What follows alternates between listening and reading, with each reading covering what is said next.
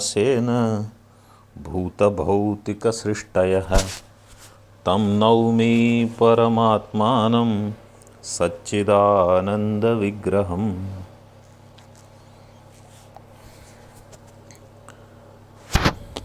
पूर्व में चतुर्थ वर्णक में ब्रह्मसूत्र में जो विवरणाचार्य ने बताया था कि शाब्द ज्ञान तात्पर्य के प्रति हेतु नहीं है, उसका समाधान हमने देखा था कि उन्होंने न्याय मत में जो तात्पर्य की परिभाषा के लिए जो हेतुत्व बताया था उसका खंडन किया था पंचपादिका विवरण में।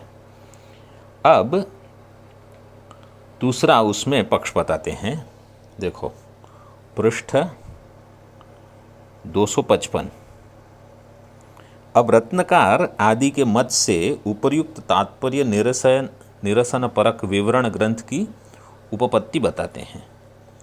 रत्नकार आदि मतलब और कोई जो दूसरे वक्ता है उनके मत से जो तात्पर्य निरसन परक विवरण ग्रंथ में बताया उसकी उपपत्ति बताते हैं। वो कैसे वो है, कैसे मतलब किस प्रकार से विवरणाचार्य ने वो बताया है। ऐसे केचित्तु शाब्द ज्ञानत्वावच्छेदेन न तात्पर्य ज्ञानम हेतुः इति एवं परम चतुर्थ वर्णक वाक्यम।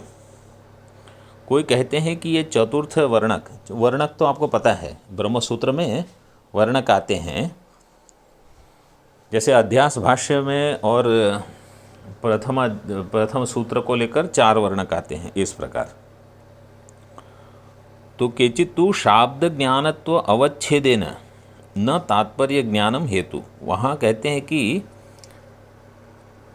शाब्द ज्ञान जो है वो तात्पर्य ज्ञान के हेतु प्रति नहीं है, के प्रति हेतु नहीं है, इस प्रकार दिखाने के लिए वो चतुर्थ वर्णक है। एवं परम चतुर्थ वर्णक वाक्य, मतलब चतुर्थ वर्णक का जो वाक्य है वो क्या दिखाने के लिए है, वो यहाँ कहते हैं कि शाब्द ज्ञानत्व अवच्छेद के प्रति तात्पर्य ज्ञानम हेतु नहीं है। तो किसके कैसे हेतु है? तात्पर्य संशय विपर्यय उत्तर शाब्द ज्ञान विशेषे च तात्पर्य ज्ञानम हेतुरेव,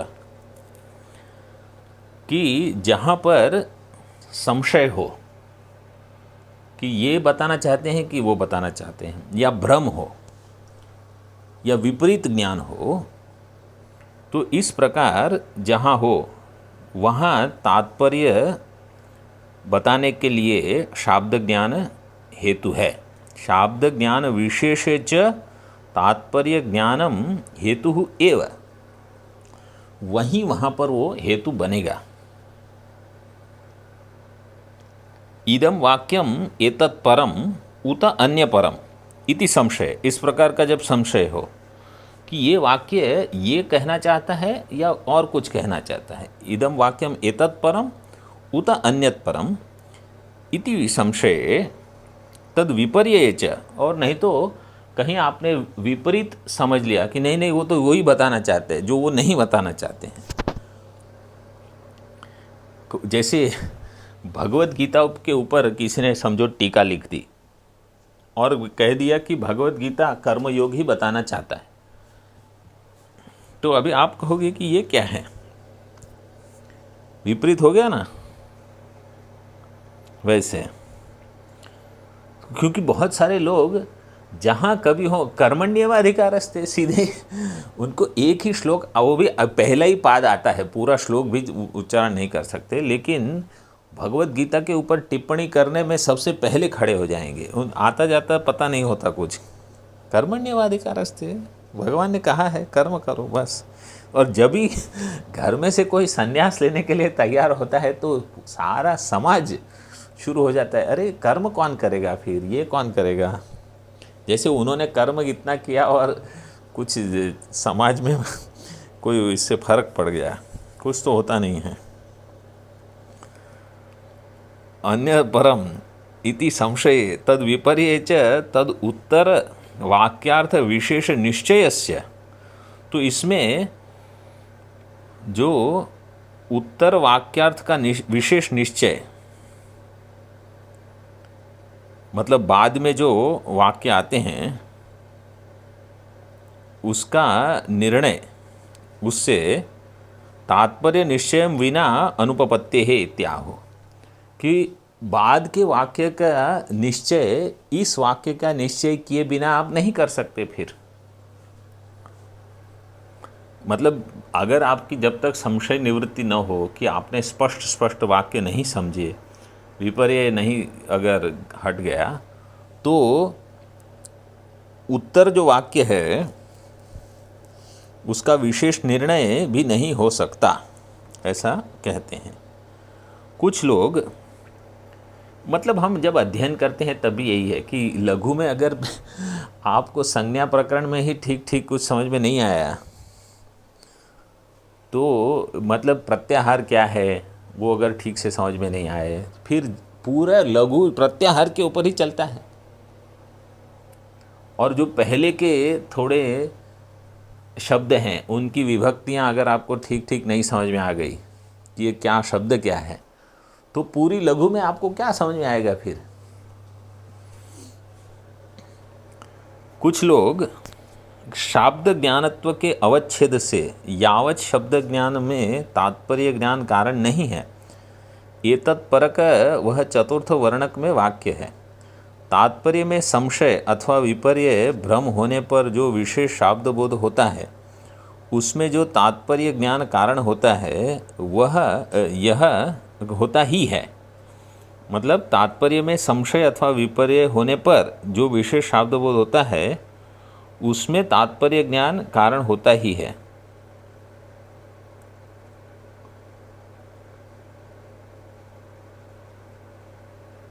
मतलब तात्पर्य ज्ञान में अगर आपको कुछ संशय हुआ तो वहाँ तो आपको बिना ठीक तात्पर्य ज्ञान के वो संशय युक्त ज्ञान होगा। मतलब विशेष शाब्द बोध तभी होगा जब संशय विपर्य न हो। यह वाक्य एतत्पर मतलब न हो, मतलब संशय या विपर्य न हो, तब आपको विशेष शाब्द बोध होगा, वैसे समझना है। यह वाक्य एतत्पर इस अर्थ का बोधक है या अन्य परक, ऐसा संशय होने पर या अन्य पर ही है या भ्रम होने पर पश्चात वाक्यार्थ का जो विशेष निर्णय होता है उसकी उपपत्ति तात्पर्य निश्चय के बिना नहीं हो पाती। ऐसा कहते हैं कि अगर तात्पर्य निश्चय नहीं हुआ तो संशयग्रस्त वाक्य या भ्रम विपर्यग्रस्त वाक्य जो है उसके कारण पश्चात वाक्यार्थ का विशेष निर्णय जिससे तात्पर्य की निश्चय हो वो पूर्व वाक्य के तात्पर्य के निश्चय बिना नहीं होगा। अभी उसका थोड़ा विवरण दिखाते हैं और थोड़ा स्पष्ट होगा। रत्नकार आदि कहते हैं कि किसी विशेष स्थल पर यद्यपि शाब्दबोध को तात्पर्य ज्ञान की अपेक्षा रहती है, तथापि शाब्दबोध में सर्वत्र तात्पर्य ज्ञान कारण नहीं होता। इस कथन में ही विवरण वाक्य का तात्पर्य, मतलब वो जो विवरण वाक्य में जो वहाँ कहा गया था वो ये कहने का प्रयोजन करते हैं कि सर्वत्र शाब्दबोध में तात्पर्य ज्ञान कारण नहीं होता। क्यों? क्योंकि जहाँ अगर संशय और विपर्य रह गया तो फिर शाब्दबोध नहीं देगा। ऐसे इस कारण उन्होंने तात्पर्य ज्ञान का सर्वथा निषेध किया है, ऐसा नहीं कहा जाता, और स्वीकार किया है यह भी नहीं कहा जा सकता। मतलब उन्होंने निषेध कर दिया है ऐसा नहीं कह सकते, स्वीकार, वो वाक्य ऐसा है। मूल में शाब्द ज्ञानत्व अवच्छेदेन का यही अर्थ है कि शाब्द ज्ञानत्व के अवच्छेद से, उनकी व्याप्ति से, अर्थात शाब्द ज्ञान में तात्पर्य ज्ञान कारण नहीं है। शाब्द ज्ञान में तात्पर्य ज्ञान कारण नहीं है। जहाँ शाब्द ज्ञानत्व है वहाँ तात्पर्य ज्ञान है।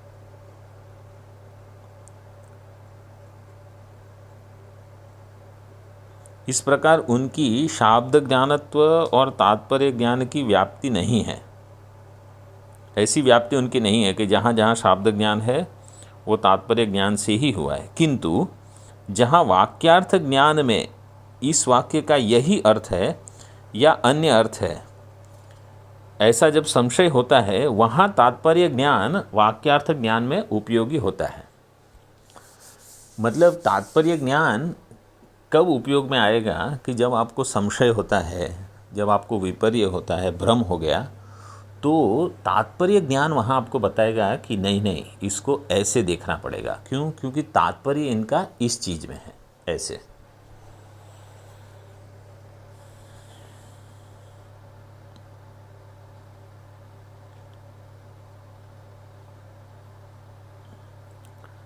यही अर्थ है।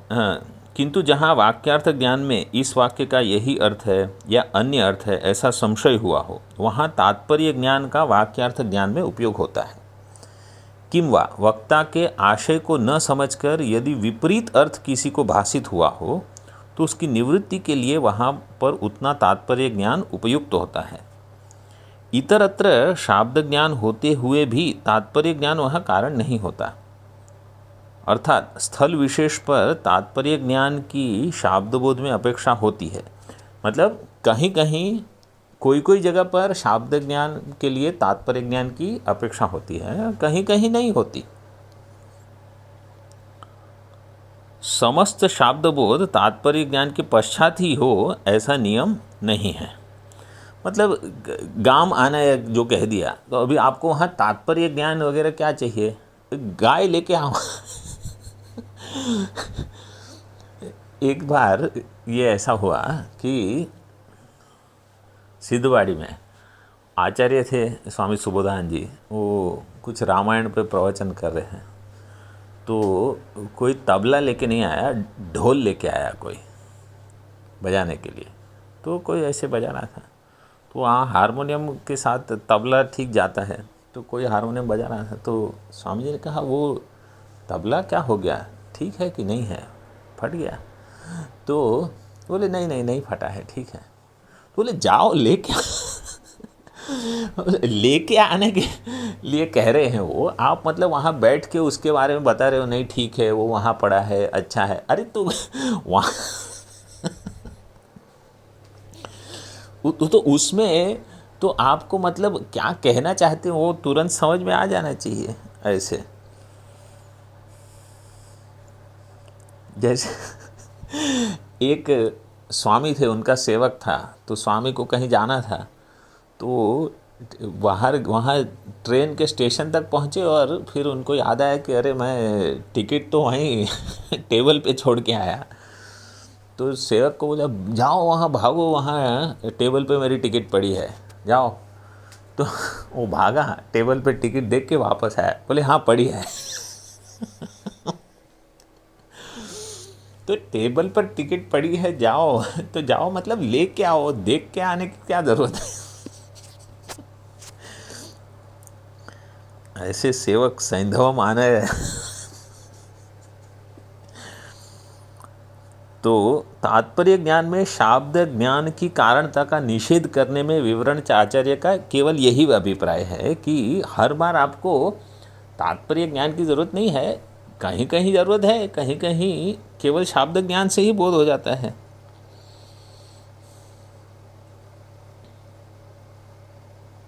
इस रीति से रत्नकार आदिकों ने तात्पर्य ज्ञान में कारणता की उपपत्ति को बताया है।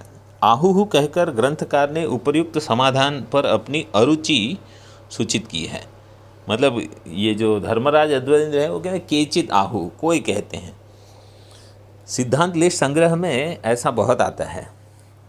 पहले वहाँ कुछ मत आएगा, फिर कहेंगे केचित आहु तो मतलब कोई है, फिर कहेंगे अन्य आहु कोई और है, फिर कहेंगे अपरे आहु कोई और दूसरे। तो ये केचित, अन्य और अपरे, ये अलग अलग अलग मत हैं, तो इतने सारे मत हो जाते हैं फिर। लेकिन स्वरस अपना जो जिसमें सबसे अधिक रुचिकर उनका मत है, वहाँ वो दिखाएंगे स्वरस कि मेरा ये हमारी सोच ये है ऐसे। उसका कारण भी यही है कि सामान्यतः समस्त शाब्द बोधों में तात्पर्य ज्ञान को ही कारण माना जाए, तो शाब्द ज्ञान निष्ठ कार्यता का अवच्छेदक शाब्द ज्ञानत्व ही होगा। परंतु ऐसा न मानकर संशय विपर्योत्तर शाब्द ज्ञान में ही तात्पर्य ज्ञान कारण होता है, यदि ऐसा स्वीकार करें तो संशय विषयो विपर्योत्तर शाब्द ज्ञानत्व इतना गुरुभूत कार्यता अवच्छेदक मानना पड़ता है। तथापि कार्य भेद से कारण का और कारणता अवच्छेदक आदि का भेद यदि मानना हो तो इस मत को भी स्वीकार किया जाए। पूर्वाचार्यों के वचन से हमारे मत का विरोध नहीं हो पाता, यह दोनों समाधानों से सिद्ध है। मतलब यहाँ इनका कहना यह है कि संशय विपर्योत्तर शाब्द ज्ञानत्व तात्पर्य के प्रति कारण इतना गुरुभूत कार्यता अवच्छेदक मानना पड़ता है, उससे अच्छा कार्य भेद से कारण का और कारणता अवच्छेदक आदि का भेद यदि मानना हो तो इस मत को भी स्वीकार किया जाए। मतलब इनको भी स्वीकार कर लेना चाहिए, ऐसा ये टीकाकार कहते हैं। यहाँ पूर्वाचार्यों के वचन से हमारे मत का विरोध नहीं हो पाता, यह दोनों समाधानों से सिद्ध है। मतलब हमको हमेशा सामंजस्य देखना है कि कहीं कहीं विवरण आचार्य ने समझो कुछ कह दिया है तो आपको उसको ठीक से समझना चाहिए, ऐसे जैसे हमने आपको अभी समझाया इस प्रकार। तात्पर्य ज्ञान, शंका करते हैं तात्पर्य ज्ञान शाब्द बोध में कारण है, यह सिद्ध होने पर भी वह तात्पर्य ज्ञान किससे होता है, ये आपने अभी तक बताया नहीं। बोले अभी बताते हैं। मूलकार उत्तर देते हैं, तच्च तात्पर्यम वेदे मीमांसा परिशोधित न्यायाद एव अवधार्यते, लोके तु प्रकरणादीना। तत्र लौकिक वाक्यानां मानांतर अवगतार्थानुवादकत्वं, वेदे तु वाक्यार्थस्यापूर्वतया नानुवादकत्वम्। तात्पर्य कैसे निर्धारित होता है? वेद में मीमांसा परिशोधित न्यायात एवं अवधार्यते। मीमांसा मतलब आपको मीमांसा करनी पड़ेगी कि कैसा ये ऐसे कैसे है, तो उससे सिद्ध होगा। फिर मीमांसा परिशोधित मतलब जिससे परिशुद्ध हुआ है, उस न्याय से, उस तर्क से आपको कहना पड़ेगा कि यही उसका तात्पर्य है। इस प्रकार अवधार्यते। लोक में प्रकरण जो है उसके हिसाब से चलेगा कि ये प्रकरण चल रहा है, तो मतलब भोजन का प्रकरण चल रहा है तो सैंधव का अर्थ क्या होगा वो आपको समझना है। ऐसे जैसे पुरुष, पुरुष शब्द जब उपनिषद में वेद में आता है तो पुरुष शब्द का अर्थ क्या समझना चाहिए?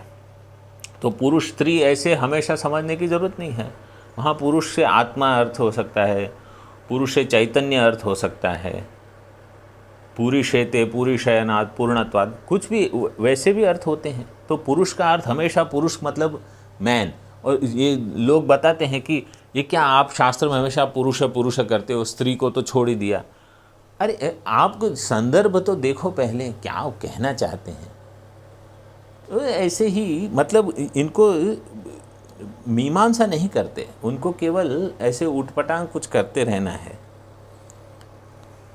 और दूसरा एक है आत्मा शब्द, इसको भी हमेशा ध्यान रखना। न्याय दर्शन जब आत्मा शब्द का प्रयोग करता है, उनके आत्मा की परिभाषा न्याय की है।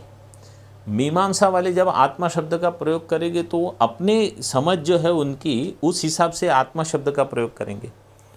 और वेदांत तो आत्मा शब्द का प्रयोग करेगा तो उसमें भी अज्ञानी के लिए आत्मा शब्द प्रयोग हो रहा है, ज्ञानी के लिए आत्मा शब्द प्रयोग हो रहा है। संदर्भ बदलने से शब्द का अर्थ अलग हो जाएगा।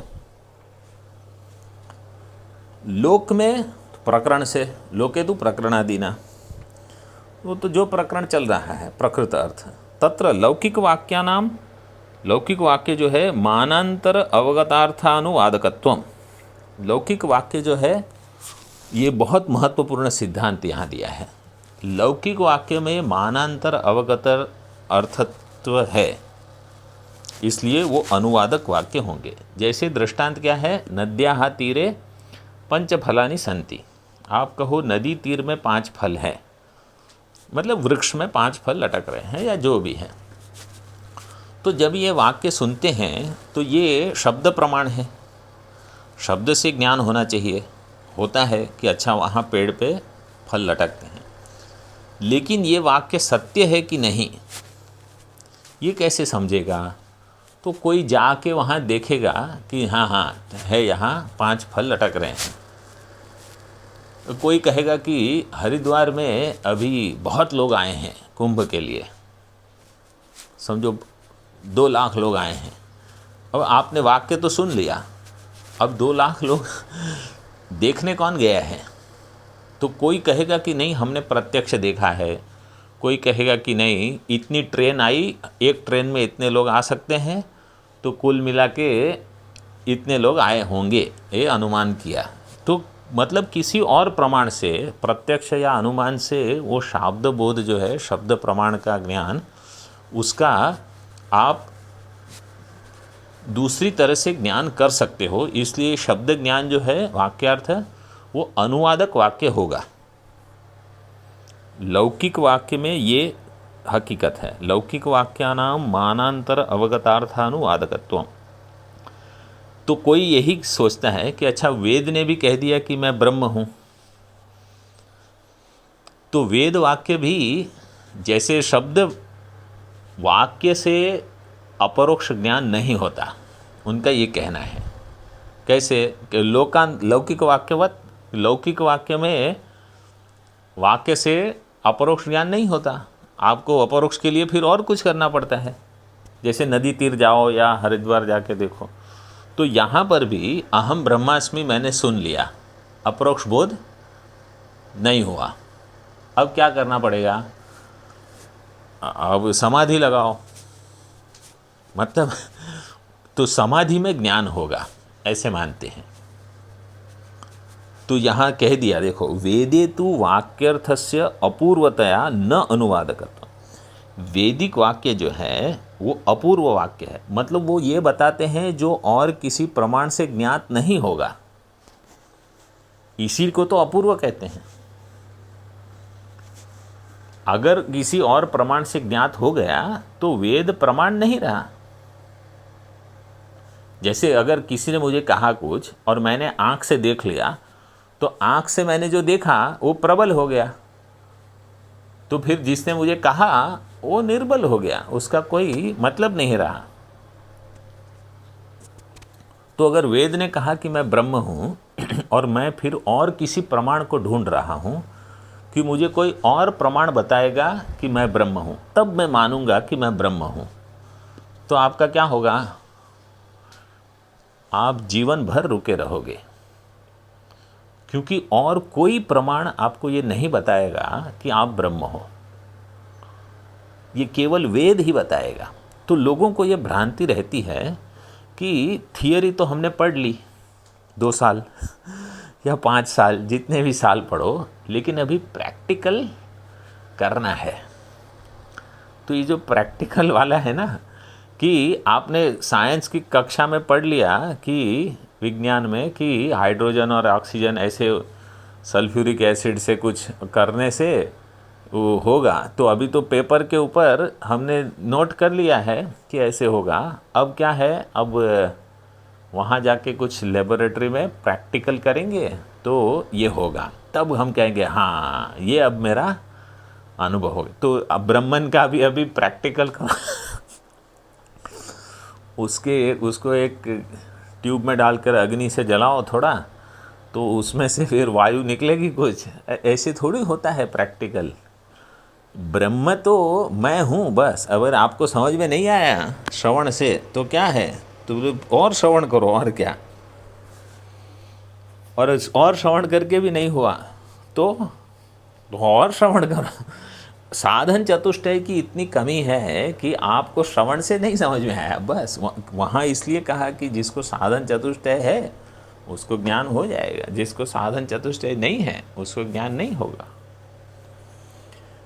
और कोई कहता है कि अच्छा लेकिन ज्ञान होने के बाद भी आपको भूख लगती है और प्यास लगती है और बीमार होते हो तो दवाई भी खाते हो, तो वो आत्मा खा रहा है कि अनात्मा खा रहा है?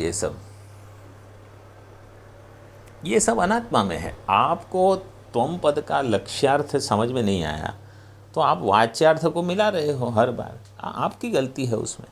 हमने ये थोड़ी कहा कि आत्मा भोजन करेगा या आत्मा, हमने कहा आत्मा को भूख प्यास नहीं लगती। अशनाया पिपासा शोक मोह जरा मृत्यु किसको नहीं है? आत्मा को। तो अशना पिपासा प्राणमय में तो रहेंगे। मैं प्राणमय नहीं हूँ, ये बुद्धि बननी चाहिए। मैं अन्नमय नहीं हूँ। बोले महात्मा थे और मर भी गए तो महात्मा है तो क्या शरीर नहीं गिरेगा क्या? शरीर तो बूढ़ा होगा तो सबके गए हैं। रामकृष्ण आए, सभी चले गए, तो ये भी चले जाएंगे सब।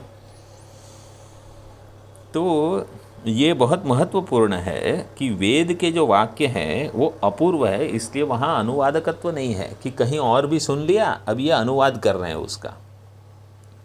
हाँ, वेद के अंदर ही अंदर अगर अनुवादकत्व है, या अगर वेद कुछ ऐसा कहता है जो आपको पता है, जैसे अग्निर्हिमस्य भेषजम, कि अगर ठंड लग रही है तो अग्नि का सेवन करो, वो उसकी दवाई है। तो ये आप कह सकते हो कि नहीं ये तो अनुवाद वाक्य है, क्योंकि हमको पता है कि सप्त द्वीपा वसुमती, ये जो पृथ्वी है वो 7 द्वीपों वाली है, तो वो हम अन्य प्रमाण से ज्ञात हो सकती है हमको। लेकिन अगर हमको कहा गया कि जल के देवता है वरुण देवता है, तो आपको और कहाँ से ये ज्ञात होता है? वो वेद से ही पता चलेगा। वज्रहस्त्र पुरंदर, इंद्र हाथ में वज्र लेके खड़े हैं, तो बोले मैंने प्रत्यक्ष देख लिया है। वो प्रत्यक्ष ज्ञान नहीं होगा उसका।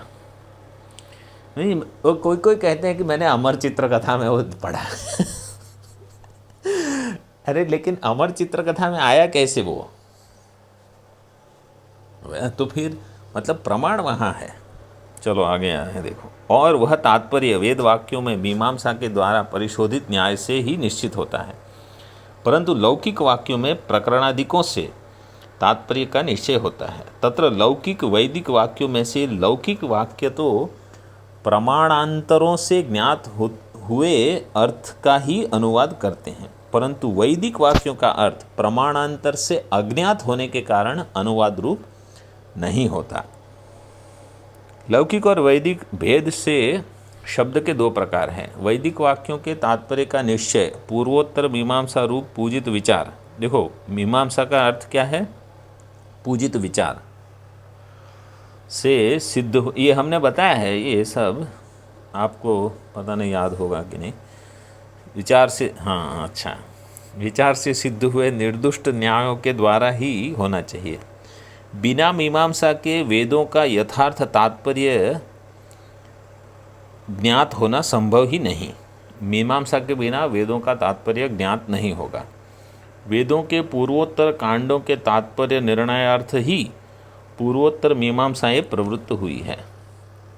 पूर्व मीमांसा, उत्तर मीमांसा, ये दोनों उनके कांड का तात्पर्य निर्णय करने के लिए। इस कारण वैदिक वाक्यों का तात्पर्य ज्ञान मीमांसा न्यायों के अधीन होता है।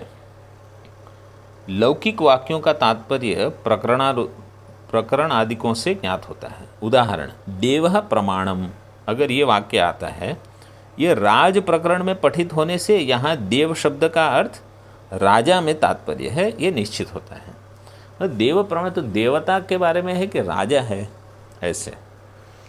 प्रकरणादि के आदि पद से लिंग, औचित्य आदि का ग्रहण करना चाहिए।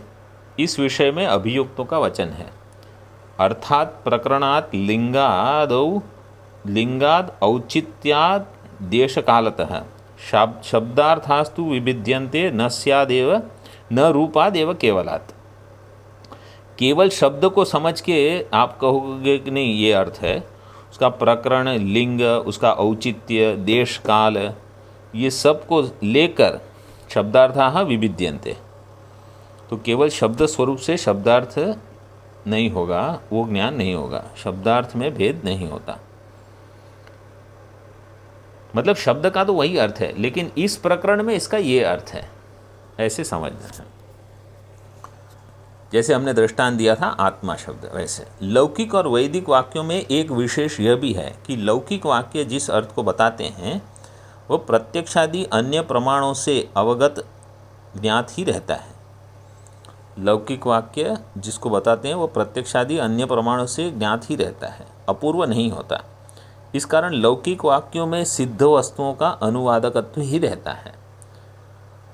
अपूर्वार्थ प्रतिपादकत्व रूप स्वतः प्रामाण्य नहीं होता, किंतु वेद मूलकत्वेन प्रामाण्य होता है। वैदिक वाक्यों की यह स्थिति नहीं है। वे जिस अर्थ को बताते हैं वह पहले किसी भी अन्य प्रमाण से ज्ञात नहीं रहता, इसलिए वैदिक वाक्य अनुवाद रूप न होकर अपूर्व पुरुष बुद्धि से अगम्य अर्थ का प्रतिपादन करते हैं। इस कारण उन्हें वैदिक वाक्यों को अज्ञातार्थ ज्ञापकत्व रूप प्रामाण्य होता है। वो अज्ञात ज्ञापक होकर प्रमाण होता है। पूर्व मीमांसक कार्यपरक साक्षात विधि निषेध बोधक शब्दों का ही स्वार्थ में प्रामाण्य मानते हैं। उनका कहना है कि व्यवहार में दिखाई देता है कि उत्तम वृद्ध पुरुष, वृद्ध आदमी, मध्यम वृद्ध तरुण पुरुष को गाय लाओ, बछड़ा बांध इत्यादि आज्ञा देता है। यह सब समीप बैठा बालक देखता रहता है और उससे उसे आनयनादि क्रियान्वित ही गो आदि पदों का अर्थबोध शक्तिग्रह होता है। इस कारण केवल सिद्ध वस्तु प्रतिपादक शब्दों से शक्तिग्रह होना संभव ही नहीं। मतलब उनका कहना है कि सिद्ध वस्तु में ये शक्ति नहीं है, वहाँ क्रियान्वित होना चाहिए। जब वो क्रियान्वित शब्दों का प्रतिपादन करते हैं तब वो शब्द कुछ बोध कराते हैं।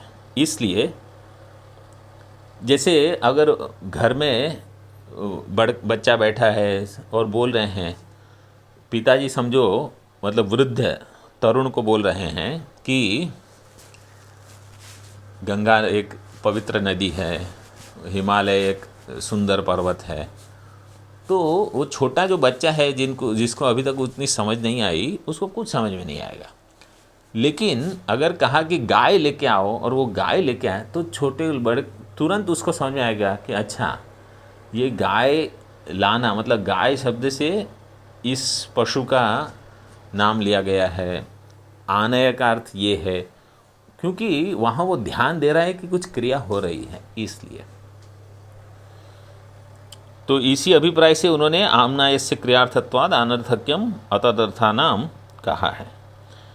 पूर्व मीमांसकों के इस मत का निरसन करने के लिए ग्रंथकार कहते हैं, तत्र लोके वेदे च कार्यपराणामिव सिद्धार्थानामपि प्रामाण्यम पुत्रस्ते जातः इत्यादिषु नहीं इत्यादिषु सिद्धार्थे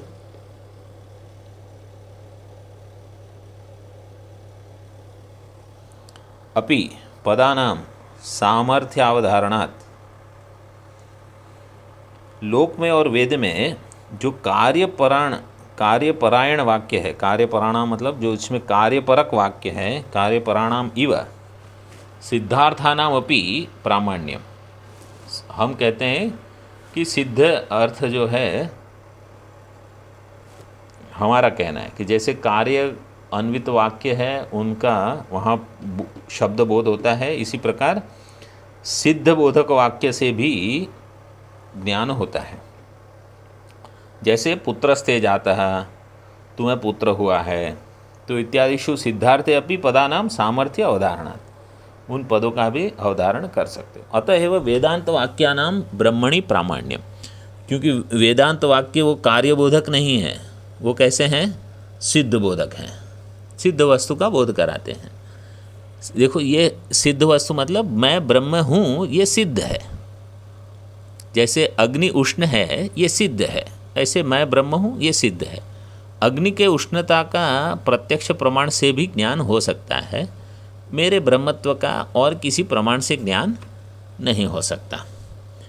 तो कोई प्रश्न कहेगा, अच्छा फिर मुझे कैसे पता चले कि जो वेद कह रहा है वो सत्य है, कि मैं वास्तविक ब्रह्म हूँ, मैं वास्तव में असंसारी हूँ, मैं वास्तव में कर्ता भोक्ता नहीं हूँ, ये मुझे कैसे समझ में आएगा? तो उसका उत्तर यह है कि आपको श्रद्धा होनी चाहिए प्रमाण में। जैसी आपकी प्रत्यक्ष प्रमाण में श्रद्धा है प्रत्यक्ष ज्ञान के लिए, इसी प्रकार आपकी वेद प्रमाण में ब्रह्म ज्ञान के लिए श्रद्धा होनी चाहिए। अगर आप कहोगे कि नहीं नहीं हमारी तो वैसी श्रद्धा अभी है नहीं, तो बोले सत्व बढ़ाओ और क्या, और दुखी हो तब तक और कुछ नहीं हो सकता। आपको तब तक पुनरपि जननम चलता रहेगा। यथा च एतत् तथा विषय परिच्छेदे वक्ष्यते। और ये जो है वो और भी बताएंगे फिर विषय परिच्छेद में, षड्विध लिंग वाक्य तात्पर्य निर्णय और भी कुछ आएगा, तो वहाँ चर्चा होगी।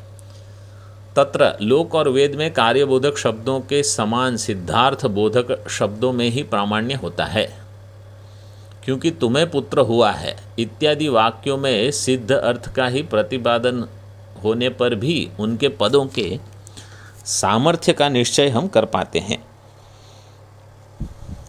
इसमें कथा जैसा आता है कि जैसे समझो कोई एक व्यक्ति है, वो कहीं और गांव में, दूसरे गांव में काम करता है और उसकी पत्नी एक गांव में रहती है। अब वो पत्नी गर्भिणी थी, तो थोड़े समय बाद उसको पुत्र हुआ। अब वो उसको पिता को समाचार देने हैं कि भाई तुम्हारे पुत्र हुआ है। तो यहाँ से कोई व्यक्ति जाएगा उस गांव में, तो कैसे करते हैं कि समझो उसके बच्चे का जो पद चिन्ह है ना, उसमें कुमकुम वगैरह लगाकर वो एक पट के ऊपर वो पाद चिन्ह डलवा देते हैं।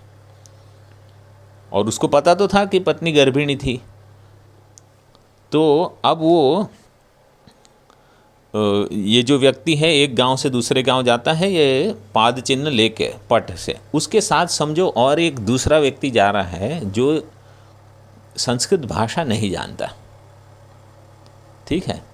अब वो वहाँ गए तो ये जो व्यक्ति है जो दूसरे गांव से आया है, उसने पिता को कहा पुत्रस्ते जाता है, तुम्हारे पुत्र हो गया। तो ये जिसको पुत्र हुआ है वो बिल्कुल एकदम हर्षित हो गया, आंखें एकदम फूल गई, चेहरा एकदम फूल गया और प्रसन्न हो गया, और उसको ये कपड़ा दिखाया कि ये देखो ये तुम्हारे पुत्र की निशानी है।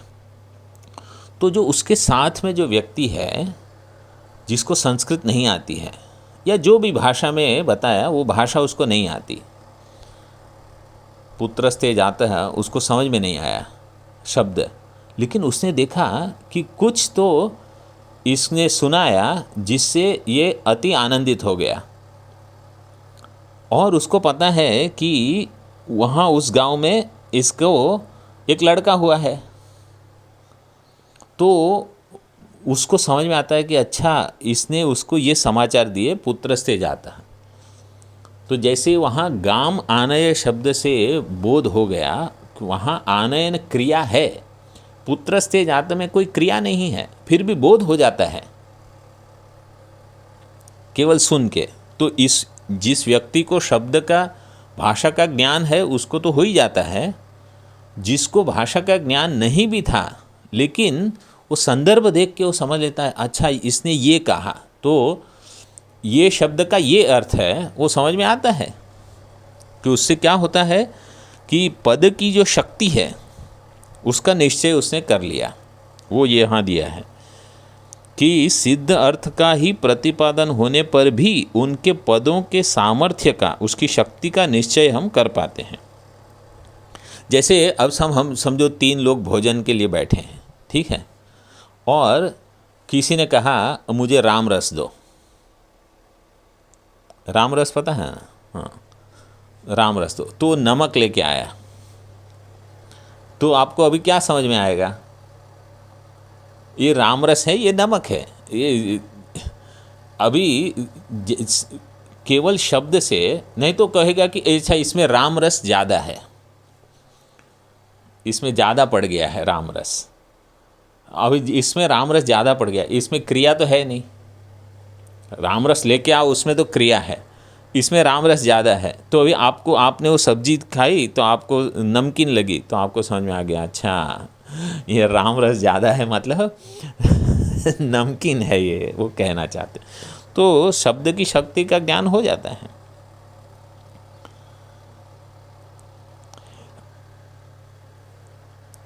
और जो हमारे भारत में बड़े हुए हैं उनको ये पास्ता वास्ता तो कभी देखा नहीं होता है, लेकिन अन्य क्षेत्र में अगर आ जाता है पास्ता है, लजानिया है, बोले क्या है आज, बोले ये है लजानिया, इसको लजानिया कहते हैं, इसको टोटिया कहते हैं। अच्छा, तो उनको ज्ञान हो जाता है कि अच्छा ये टोटिया है, उसमें क्या है। उसमें क्रिया थोड़ी करनी पड़ती है, वो शब्द की शक्ति आपको ज्ञान दे देती है कि नहीं।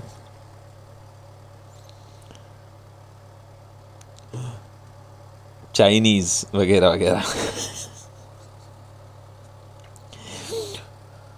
तो फिर आगे वो विषय परिच्छेद में बताएंगे। विवरण करते हैं। कार्यपरक शब्दों के समान सिद्धार्थ प्रतिपादक शब्दों का भी प्रामाण्य अवश्य स्वीकार करना चाहिए, क्योंकि कार्यपरक शब्दों से जिस प्रकार उन शब्दों का सामर्थ्य समझ में आता है, उसी प्रकार तुम्हें पुत्र हुआ इत्यादि सिद्धार्थपदक शब्दों का भी शक्तिग्रह में होता है।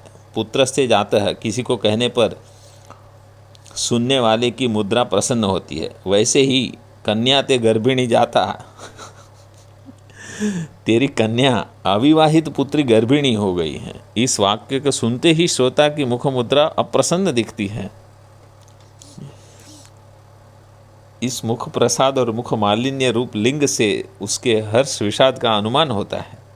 उपर्युक्त वाक्य से उक्त अर्थ उस पुरुष को यदि ज्ञात न हुआ होता तो उसके मुख पर ऐसा परिणाम हुआ न दिखाई देता। इस अर्थापत्ति रूप प्रमाण से इस पुरुष का उक्त सिद्धार्थ बोधक वाक्यों से भी शाब्दबोध शक्तिग्रह होता है।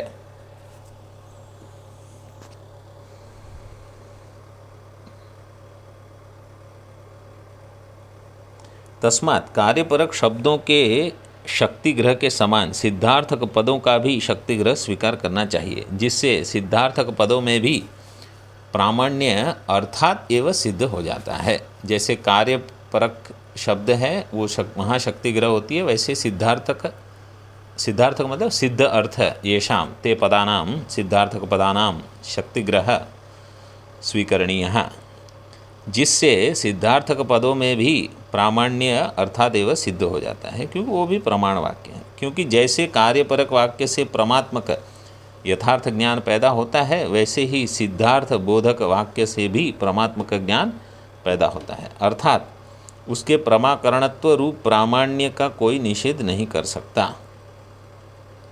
आम्नायस्य क्रियार्थत्वाद अनर्थक्यम इत्यादि सूत्र के द्वारा पूर्व कांड के मंत्र तथा अर्थवाद रूप वेद भाग में प्रामाण्य नहीं है, इस आशय से पूर्व पक्ष को उठाया गया था। मतलब कोई कहता है कि जहाँ कर्म नहीं है वैसे अर्थवाद रूप वेद प्रामाण्य नहीं है, ऐसे प्रश्न पूर्व मीमांसा में उठाया।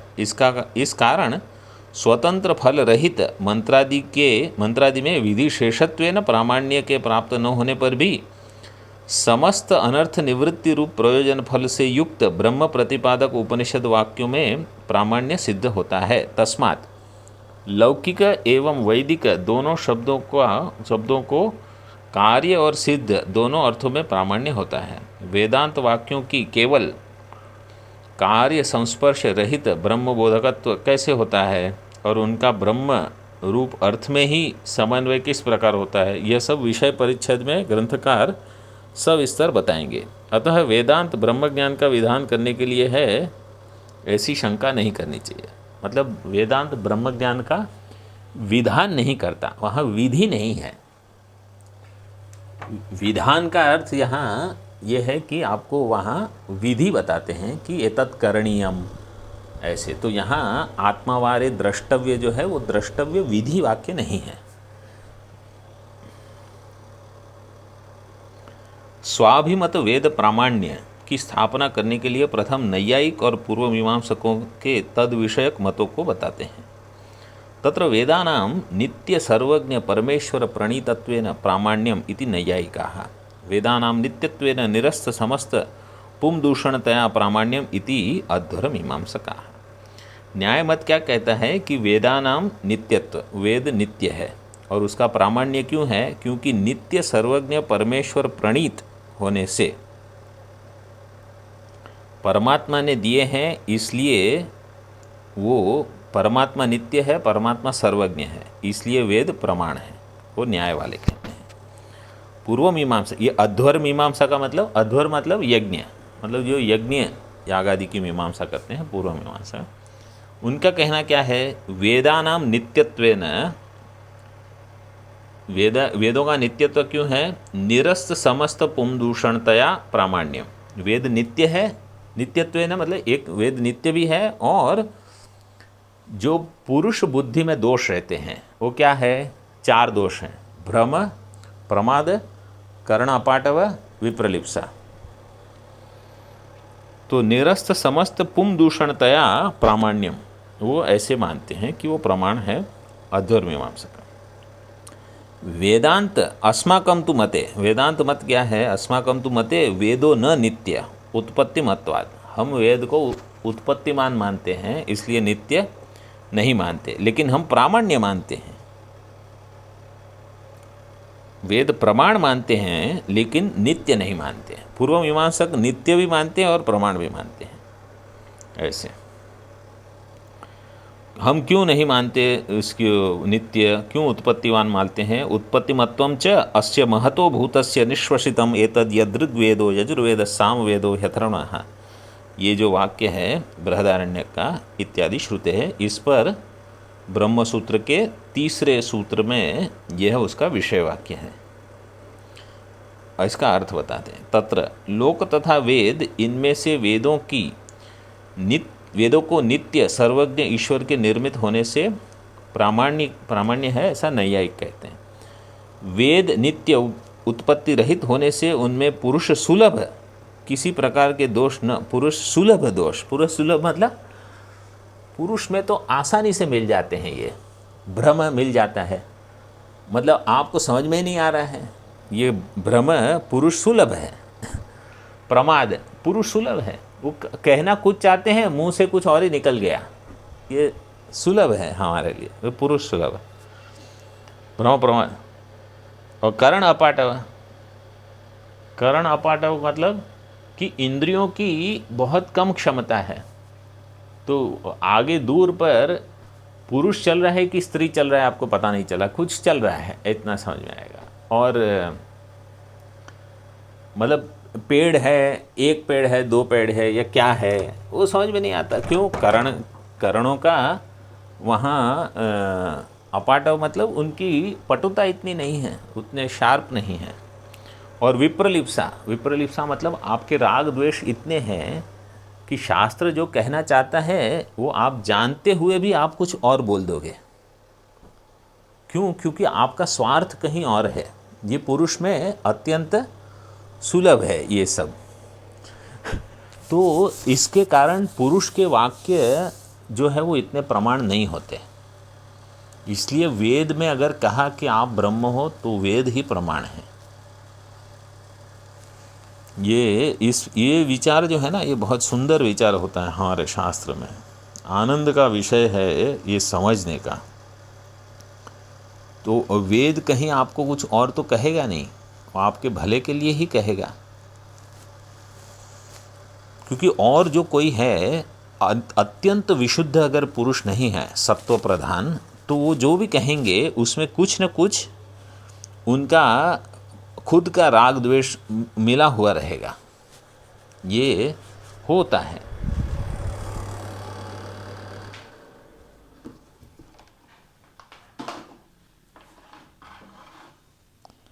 अच्छा, अभी आगे, ऐसा होने से पुरुष सुलभ किसी प्रकार के दोष न होने से ही प्रामाण्य है, ऐसा अध्वर्म मीमांसक यज्ञ कांड रूप कर्म परक वेद भाग का विचार करने वाले पूर्व मीमांसक मानते हैं। किंतु हमारे मत में वेद नित्य नहीं है, क्योंकि वह उत्पत्तिमान है।